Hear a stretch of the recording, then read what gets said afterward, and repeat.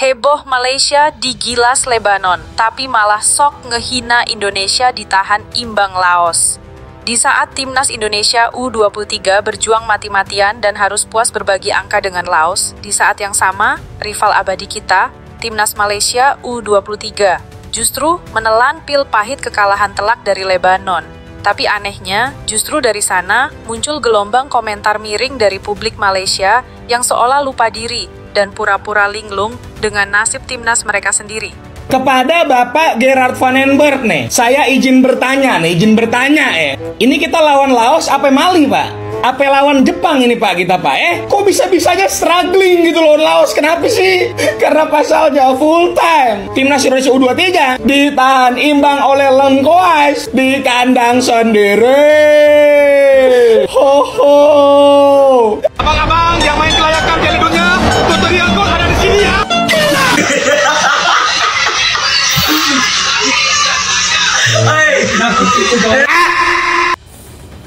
Okay guys, tu dekat atas tu Malaysia tumpas 1-0. Okay, apa yang aku nak cakap kat sini, aku antara orang yang tak bersetuju dengan pendapat setengah daripada netizen dekat Malaysia tau, yang mengatakan inilah kualiti pemain tempatan kita, tak boleh pakai, lebih baik guna pemain warisan. Pemain tempatan kita low class, kononnya tak hebat pemain tempatan kita. Bawah 23 kita bukan tak bagus.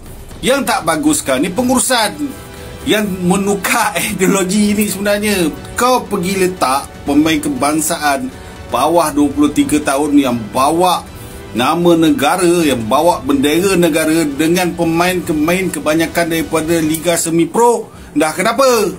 Yang sepatutnya kau himpunkan adalah pemain terbaik dalam Malaysia ni. Daripada Liga Super. Liga Super adalah liga terbaik daripada negara kita ni. Itu yang kau orang himpunkan sebenarnya. Bukannya pemain Liga Semi Pro. Semi Pro tu apa pengalaman dia? Pasal tu aku cakap aku tak setuju. Kau nak mengagung-agungkan warisan ni sebenarnya kan, aku tak jadi masalah. Aku pun sokong juga pemain warisan masuk dalam tim Malaysia. Tapi kalau nak kata pemain tempatan kita tak bagus, pemain tempatan kita tak ada harapan, itu salah. Yang salah sekali pengurusan yang bangang. Aku cakap bangang, kau tahu tak? Kalau kau berjiwa Malaysia, kau turunkan yang terbaik untuk Malaysia. Bawa nama negara ni, kau ingat apa? Di bulan kemerdekaan ni, bawa nama negara ni mesti adalah yang terbaik yang ada di dalam Malaysia ni. Faham tak? Kan dah kono marah? Doge, kono yang terbaik baru betul.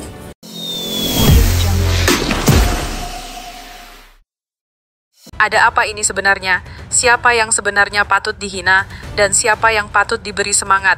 Mari kita kupas tuntas hanya di sini. Malaysia tercekik Lebanon. Masa depan Harimau Malaya di ujung tanduk. Harapan timnas Malaysia U23 untuk melangkah mulus di kualifikasi Piala Asia U23 2026. Zona Asia kini benar-benar berada di ambang kehancuran.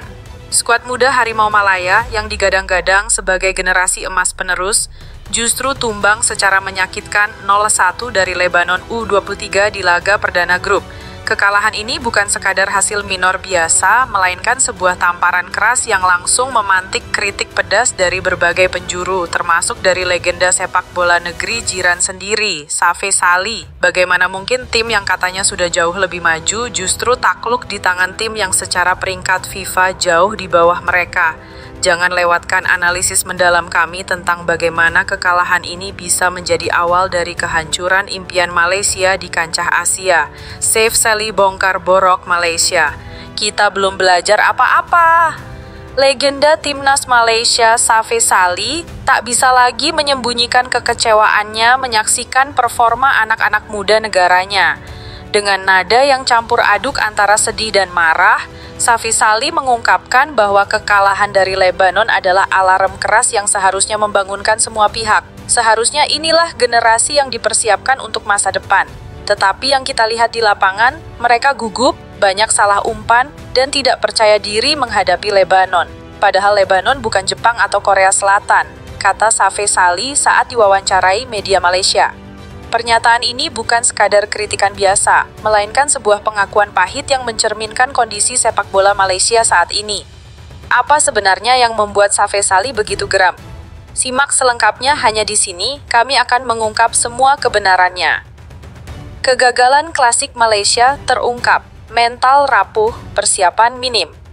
Safes Ali melanjutkan analisanya dengan menyoroti pola kegagalan yang terus berulang, baik di level junior maupun senior timnas Malaysia. Menurutnya, masalah utama ada pada kurangnya perencanaan matang dan mentalitas bertanding yang rapuh.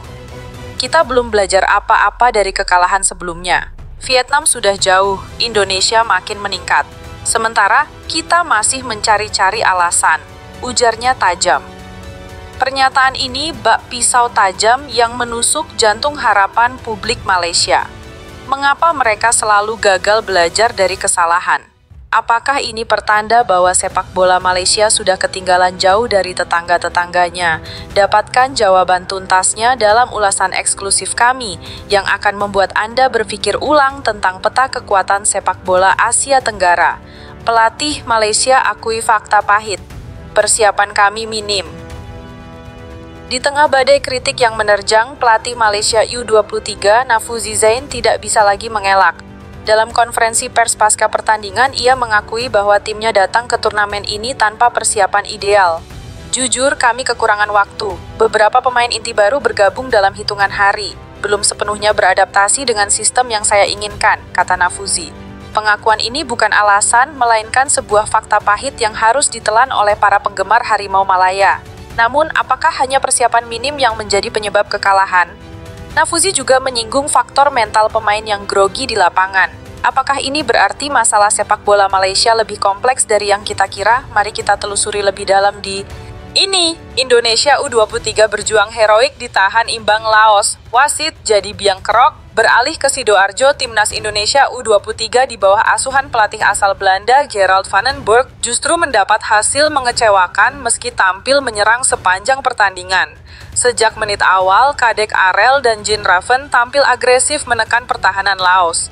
Pada menit ke-7, Raven sebenarnya berhasil menjebol gawang Laos lewat tendangan first time yang keras. Namun wasit asal Uzbekistan menganulir gol tersebut karena menganggap Raven sudah berdiri dalam posisi offside.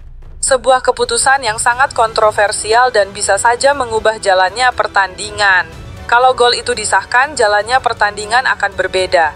Tapi beginilah sepak bola. Pemain muda harus belajar tetap tenang walau keputusan tidak menguntungkan, ujar Van den Berg usai laga. Apakah keputusan wasit ini sengaja untuk menjegal langkah Garuda Muda? Simak analisis mendalam kami tentang momen krusial ini. 68% ball possession and all goal, misteri kebuntuan Indonesia U23 terjawab. Meskipun menguasai hingga 68% ball possession, timnas Indonesia U23 gagal menembus rapatnya pertahanan Laos yang bermain sangat disiplin. Hingga peluit panjang berbunyi, skor 0-0 tidak berubah. Sebuah hasil yang tentu saja membuat banyak pihak bertanya-tanya.